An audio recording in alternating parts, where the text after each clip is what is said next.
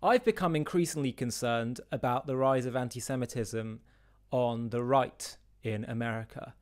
I don't think it's quite as culturally acceptable and normalized as it is on the left in America and in the West. But we're seeing it slowly on the rise, whether it's people like Tucker Carlson, Nick Fuentes, even Candace Owens. It's been very, very surprising in a way to see, because I certainly didn't see this coming, where it's sort of more kind of overt. And Dennis Prager, who, of course, hired Candace Owens for a while at his media organization, PragerU, which he is sort of the father of. Dennis Prager is asked about his thoughts on the whole Candace Owens issue, where she left the Daily Wire after clearly having a difference of opinion to Jeremy Boring and Ben Shapiro, but also about his thoughts on, is there a rising issue of anti-Semitism on the right? And I want to show you what he had to say. Candace Owens was recently fired, or left the Daily Wire, I should put it more accurately. We don't actually know what the whole situation was, but I think people suspect strongly that it was to do with her views on Israel and her kind of criticisms of Israel. Do you think that that was the right decision? So it was there's sort of two questions there. I think it was right for both Candace and for the Daily Wire. I mean, if the tension was simply too great, and she didn't benefit and Daily Wire did benefit at that point. Let me just say this on behalf of Daily Wire. Jeremy Boring, who is a Christian and who runs it, Ben Shapiro is the Daily Wire, in effect, what I am to PragerU. I don't know what the word would be, but Jeremy Boring is a former Christian pastor. He's a deeply committed Christian, and I can say, because I know him well, I don't know a better human being than Jeremy. I know people who reach his level, not many, but I don't know of him. He has massive moral integrity, massive intelligence. If he felt that Candace was no longer representative of the Judeo-Christian values he believes in as a Christian pastor, I take that very seriously. Everybody focuses on Ben because Ben's the Jew, and I totally understand that. Candace has invited me on her show. I have said yes, and so we'll see if that materializes now that she has left the Daily Wire.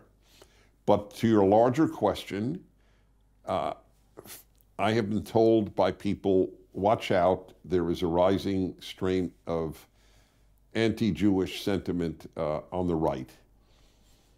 Being on the right, I obviously have not wanted to believe it. I think that there is. I don't know how big it is.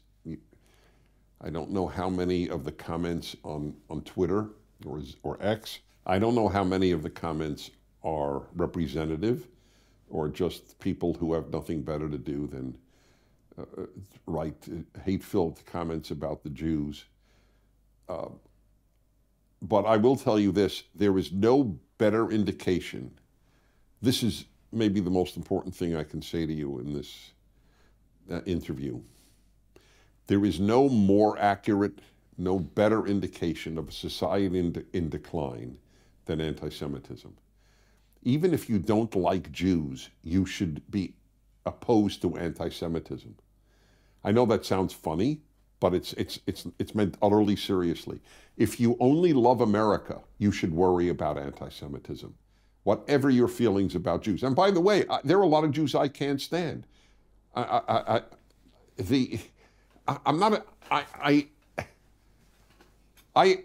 loathe anti-Semitism. I loathe anti-Zionism, which is indistinguishable.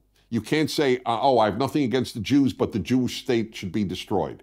It's like saying, I have nothing against Italians, but Italy should be destroyed. Nobody would take that seriously.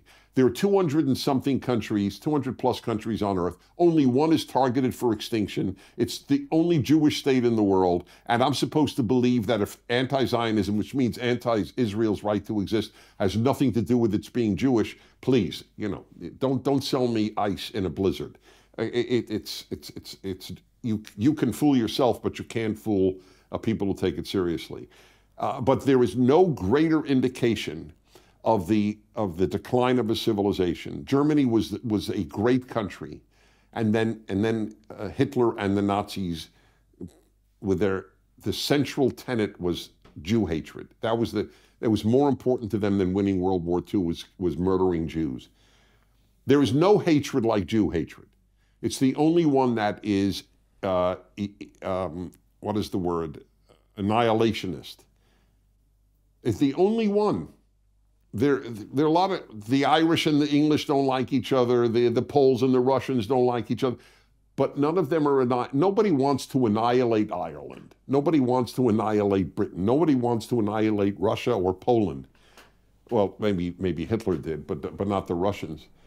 And yet with Jews, that's the raison d'etre, the reason for being of the Iranian regime. They admit it. Our greatest goal is to exterminate Israel. So I wonder what you think, because I've started to notice more of this happening. And it's often the isolationist group, faction on the right that is adopting more of this hostility to Israel and to Jews. I am curious. I wonder, is this just a small pocket of the conservative right in America, or is this actually an increasingly larger base? I'd love to know what you think. Let me know your thoughts in the comment section, and we can maybe continue to discuss this further.